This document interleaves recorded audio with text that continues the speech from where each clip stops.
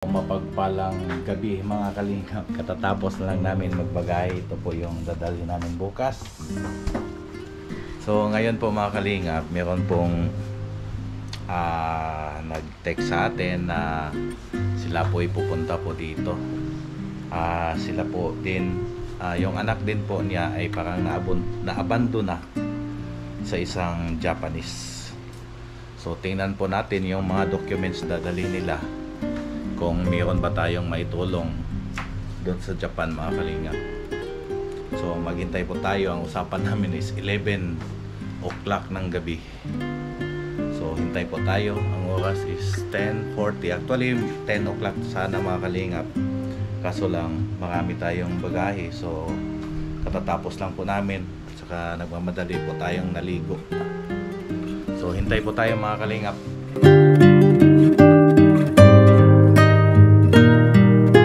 Nandito na po yung bisita namin. Anong pangalan mo po, ma'am? Ano po, Angela Shimada. Angela Shimada. Ikaw po, Ito sir? po pinsan ko po. Pinsan mo. Opo. Angela Shimada. Yung asawa mo, Hapon. Opo. Ilan ang anak niyo? Hindi po kami, wala hindi, po kami anak. hindi kayo nagkaanak. Pero kasal kayo sa Hapon. Opo. Saan kayo kinasal? Dito Dito na? po sa City Hall, Quezon City Hall. Ganun po ba? Saan kayo nagkakilala ng Hapon? Yung kamag-anak ko po na, ano siya truck driver siya, architect yung boss niya. May pinapagawang, may naging project sila sa Marikina ba yun? Tapos doon niya nakilala yun. Parang nasa company, nagtatrabaho? Hindi ko masabing company kasi, basta yun lang bossing niya, architect. Tapos, sa mga madre yun yung eskwelahan na yun. Doon niya nakita yun. Tapos, So parang ang contractor is Japanese? hindi po. Pinoy po. Pinoy. Tapos yung pinsan ko, truck driver siya ng architect. Nakita niya doon si Nobi. Nagkataon na mga, parang isang taon pa lang kauwi lang ni mama nun galing Japan eh. Kaya sabi niya, meron akong nakilala doon. Hapon, di ko maintindihan yung salita eh. Yun, pinuntahan namin doon. Pinuntahan ng mama ko. So ilang beses siya pauwi-uwi dito sa Pilipinas? Ano po, nung nagkaigihan na kami, kinasal na kami. Tapos noon, kinabukasan, lumipad na siya. Oh? Lumipad na agad siya sa Japan. Tapos hindi na bumalik? Hindi na po. Yun Tapos isang taon, hindi siya kumontak sa akin kasi parang walang-wala talaga siya nung umuwi siya. Zero talaga. Okay. Dala nga lang niya belt bag eh. Parang kayo na ang tumulong sa kami kanya? yung tumulong sa kanya para makabalik din doon. Pero alam ko tumulong din yung dati niyang asawa. Parang nagbigay din. Ganun po ba? Ayun. So ano ang may yung kusikitohon niya na Kasama na yung pangalan ko doon eh. sa kusikitohon? Oo. Parang pinakita niya na Hindi, pinadalan po niya. Dala ko po. pinadala niya? Opo. Oh. Kasi nagplano naman siyang kunin din ako. Siguro parang may, naramdaman ko na parang may problema siya sa ano niya eh. Sa ano niya doon eh. Mga ilang taon na kaya siya ngayon? Yun lang. Ilang taon naman siya. Meron yung birth certificate dito eh. niya. January 5 siya eh, 1962. 1962 nasa Computer, 60. Ayun, sa dulo. So yung last niya punta dito, anong year? Ano matandaan eh. 2014 kami kinasal eh. Ang pangalan mo is Alma? Hindi po, ayan po yung una niyang asawa. Una niyang asawa. Ikaw si Angela? Opo. Ito. Oo nga, nandito na. Andyan nga. Andito yung pangalan niya. Maganda to kasi meron kang kusikitohon. Ang problema lang kung paano natin siya kontakin. Kung sa bagay, nandito naman yung address niya eh. Nakalagay talaga dito. Divorce? Date of divorce, February 10, 2011. Name of spouse, Tili Polka Shimada Alma. Noong March 14, 2012, nag-asawa siya kay Angela Delfin Opo. Ansoles. Ansures po. Ansores. Ano yung gawin yan? Kuha ulit kami ng ano, Oh, ito bago. kusikituhon. Kasi Mag-request. hindi natin alam kung dinivorce ka o ano. Kasi matanggal yan, di ba? 2012 pala to. Oh, 2012 pa yan. Hindi natin alam Yung sa ngayon. kusikituhon Yung, po? oo. May date po dyan na kinuha ng ganito. Kasi nung nakauwi siya doon, Ay, isang taon ito. po siya hindi nagparamdam. Huh? Ang bago? Ito, 24 pa eh. 24. KC 24. Kasi 24 wala yun. Sa ato pa. Gusto mo na siya.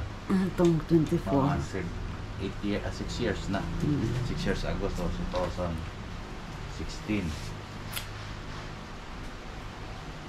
Siguro, ang gagawin muna natin dito, kukuha tayo ng panibagong ganito. Kusikituhon. Oh, para ma-clear kung Para malaman natin kung ano ba talaga, kung hindi natin alam, nag-asawa siya ulit. or Tapos dinivorce ka ng dinivorce ka na doon sa Japan, tapos meron na naman siyang bagong Kahit po hindi ako Aso. nakapirma. minsan may anong ganyan hapon. kung nandun ka sa Japan, may laban ka doon. May laban ka, Pwede mo mong idemanda. Kaso nandito ka eh. Yun lang ang problema. Meron din kaming kaibigan na natulungan dati. Dinivorce siya sa Hapon na hindi niya alam. Pero nandun siya sa Japan. Nung nalaman niya, sinaiba niya, parang ano sila, demanda. So nung Bayad siya. demanda, nagbayad yung Hapon. Malaki ang natanggap sa kaibigan namin. Kaso lang, nandito ka eh. Saan man siya sa kuan? Sa Japan. Ang hapon. Saan sa Japan ang hapon? Sa second phase. Alam ko nasa Niigata siya eh. Pero tumira siya, ay sa Niigata siya talaga pero nasa Fukushima siya. Huling alam ko nga, trabaho niya doon yung ano nangyari doon sa Fukushima, yung nasa lanta. Ay, sa tsunami? Nalaki yun, si sa Iwate? tsunami po. Kunyari kung hindi naman ako dinivorce. Pag hindi ka na-divorce, kailangan natin makontakto siya.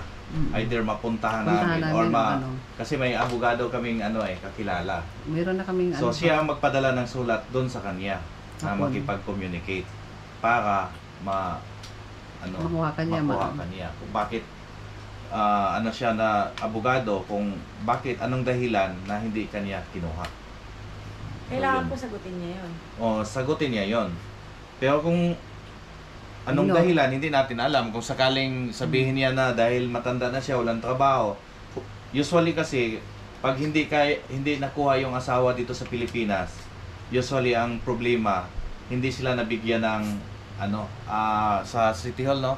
Dahil may utang sa tax. Yan ang, alam ko ganun eh, parang may problema siya sa tax. Meron siyang babayaran na hindi nabayaran, hindi siya seryosong nagtrabaho, kaya may kunin siya na pamilya, hindi ginagrant sa immigration kasi may utang siya. Ayun na po yun, walang choice. Pero kung ganito na medyo na matanda siya, makipag-ugnayan lang siya, may pipirmahan siya, tapos si attorney na ang bahala sa basta makipag-communicate lang siya. Para po pag hindi siya nakipag-cooperate. Yun lang, wala tayong magawa. Okay lang kung may anak kayo, posibleng makuha ka. So ang una natin gawin dito, magbigay ka ng space sa amin para makakuha tayo ng panibagong kusikituhon. Space? Na kami ang ino-authorize mo na kukuha. Tapos pag nakakuha tayo nito bago, doon kasi natin malalaman na baka hindi natin alam, may asawa na siya ulit or dinivorce ka na sa panibagong ganito. So kung hindi man, yun na, ang abogado magpadala ng sulat sa kanya. Wala talagang contact simula kailan? 2019 po. Anong contact ang ginawa niya Sa sa line lang po kami. line? Hindi kayo nag-ngayon? Kahit sa line ngayon. Sa line? Hindi na na, siya? ang tagal na. Anong number niya? Ang number niya? Sa Telephone number? meron po dito. Ayun. Nagre-ring pa din po naman yung telephone niya eh. Ayun. Yun, itry namin tawagan. Pero kailangan natin muna kukuha dito before namin tawagan kasi hindi natin alam may pamilya na, di ba? Yun lang. Ganun po, kukuha ko ng Hindi, pwede naman niya ibigay. Tawagan natin o i-clear, ikuan lang kung sino, kung to siya ba to si Mm. Huwag na natin kulitin. Itanong lang natin niya siya si Kasi ganito ganyan. Yung pangalan niya, di ba? Posible din, pwede din. Mm-mm. So, yun. Ang kailangan namin is pay. Kailangan mo. Ay, kung sa bagay, next month naman, babalik kami dito eh. Oo. Kasi Oo. kung ipadala Kasi mo kung pa Japan, ipadala ang mo mahal. mahal, 1,800 yata sa DHL. So, sayang din ang pera. Sayang. So, by September 19 yata kami babalik dito. Sige po. Oh, marili muna yung SPA mo. Oo. Madali Before- lang yung SPA. Oo. Kaso, Saan po ba mag-ano? Sa attorney, di ba? abogado talaga. May mga office ng lawyer's office dito malapit. Kung may Sa ano kakilala lang ka. yata yun, Dati kong 300. huling pasyente, abogado yun. Baka doon pwede. Oo, pwede mong... Oo, ano pag-usapan bang eh. trabaho mo Ang ngayon? caregiver po. Oo. Ayun, tama. Nung Ganda papasok sana yan yun. sa Alam po ni Japan. Nobby na nag-aaral ako ng caregiver. Japan. Di mag-apply. Ilang taon ka na ngayon? 38 po. Pwede naman siguro mag-apply ng caregiver, di ba? May ano ba? Hindi ko pa alam Age kung ano. limit? Mahirap nga lang yung salita. Ayun nga, kailangan ka mag-aaral. mag-aaral ng Japanese eh. Japanese talaga. Simula nun, wala ka na, hindi ka nag-asawa. Kasi pag hindi tayo makakuha ng bago kung may record ka na nag-asawa ka dito eh. Hindi naman po ako pwedeng makasal. Oo, yun Oo, nga, di ba? mas kasal ka ako, dito dito eh. po kami kasal. Mm. Paano po? Yun, yung kailangan po, SPA. SPA. Para lang tayo makakuha ng panibagong ganito. Tapos babalik po kayo September 19. Sige po. Mm. Yung number po, ibigay Oh, ko. pwede din, oo. I-send mo na lang sa kanila. I-send mo na lang sa akin para po. Sige po. Try namin Tawagan kontakin. pag uwi. Tapos yan, sa inyo na po yan. Di, Hindi. ano lang. Ay, I-picturean ko lang. Sige Kasi, ano to eh, Original, importante to sa'yo eh, oo. original pa. buti hindi ko pa naitapon. Oo. Maraming kopya yan kasi hindi lang siya isang beses nagpadala niyan eh. Kopya sana. Marami siyang beses nagbibigay niya eh. Gusto ka niya. Ginawa naman po niya lahat ng paraan eh. Kaso pagdating sa meron siyang pinakitang resibo na galing sa Paano ang ano ninyo, yung salita ninyo? Para kayo English? magkaintindihan. Medyo matagal din kasi siya dito eh. Kaya niya rin kahit paanong Tagalog na para-para. Tagalog. Opo. English Carabao. Mm. Anak, Paano? dalawa. Paano po yung pagdalawaan? Ay, may Kaso laban lang, yun siya kasi oh, may may laban. pasikutuhon. Ay, may ano Kaso siya. lang, wala siyang ganitong kopya. Wala. Kaya kami pa ang maghanap sa Japan. Mag-request. Kailan, number 1 talaga yan. Mm. Pasikutuhon. Buti na lang, naitago mo ng ganito. Importante to. Importante yan number 1 inanap eh. Kasi- Parang birth certificate yan dito, diba? Mm-mm. Family tree. Ayun, family. At saka nandito kasi, nandito yung pangalan niya. Si mama kasi kahit paano marunong din siyang bumasa. Mm-mm. Mm. Ano yung mama mo nag-Japan? Opo, matagal din siya dito. Nandun pa sa Japan. Nandito na po. Ayun po yung kumukonta kay Sir eh. Melinda Ansures. Oo. Ah, ganun. Ilang bisis siya nagpapadala sa inyo? Simula nung nagkasal kayo? Kasi isang taon po siyang hindi nagparamdam kasi parang nagsisimula pa lang siya ulit eh. Mga taon, ayun na. Kumontak siya, tapos yun, nagpapadala na siya. So, i-ano na lang no, sa akin yung number mo. Opo, ipapasend ko po kay mama.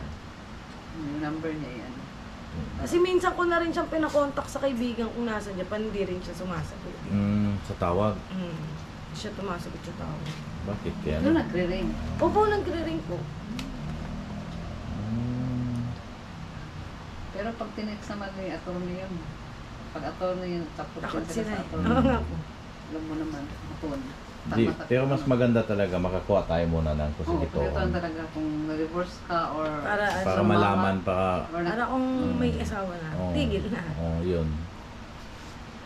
Sige po. Ganun na lang po. Mm. Papaano ko po kay mama. Yes.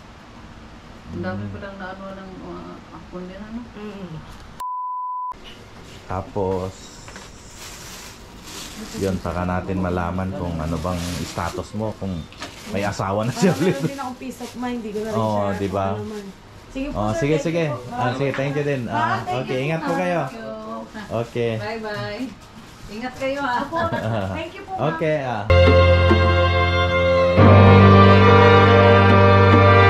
Ngayon, may binigay po sa atin telephone number si Ma'am Angela Shimada. itry po natin na tawagan mga kalingap. So, ang magtawag po ay si Mrs. Kalingap. Ito po. Dinig ko na.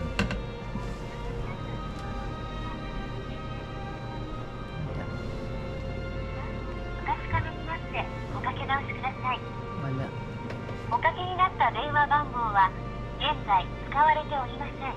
Wala na. Putol. 番号をお確かめになっておかけ直しください。 Narigyan お na か ako. けになった電話番号は現在使われておりません。